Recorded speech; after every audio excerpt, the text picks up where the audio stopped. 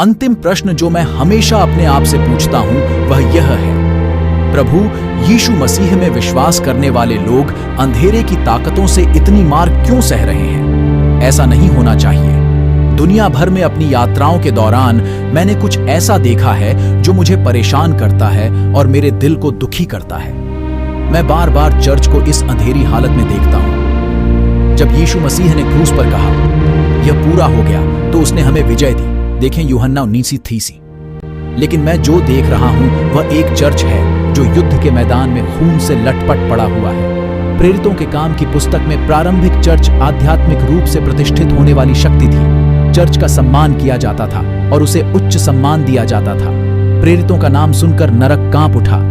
यीशु ने हमें वह सब कुछ दिया है जो हमें शत्रु और उसके साथियों द्वारा हमारे ऊपर फेंकी गई दुष्ट योजनाओं के विरुद्ध विजयी होने के लिए आवश्यक है। जब यीशु ने पतरस से कहा कि नरक के द्वार उसके चर्च पर हावी नहीं होंगे, तो यह तय हो गया।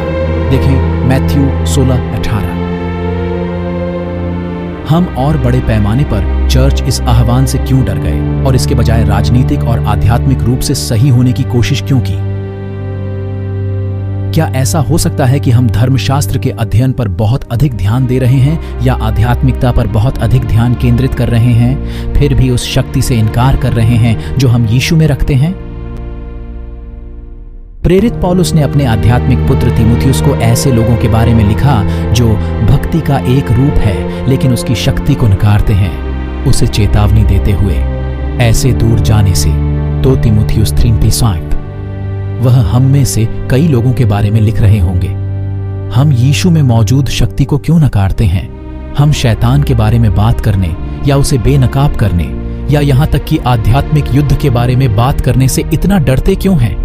हम ऐसा व्यवहार करते हैं जैसे कि हम पवित्र आत्मा के विरुद्ध ईशनिंदा कर रहे हैं और अंडे के छिलके पर चलते हैं जैसे कि हमने चर्च ने परम पाप किया है। शैतान ने आज चर्च में वह डर डाल दिया है। क्या आप सचमुच सोचते हैं कि यदि आप शैतान को उजागर नहीं करेंगे या आध्यात्मिक युद्ध के बारे में बात नहीं करेंगे तो दुश्मन आपके साथ खिलवाड़ नहीं करेगा? फिर से विचार करना। आइए हम जागें और यीशु मसीह के सच्चे चर्च बने, सशस्त्र और खतरनाक।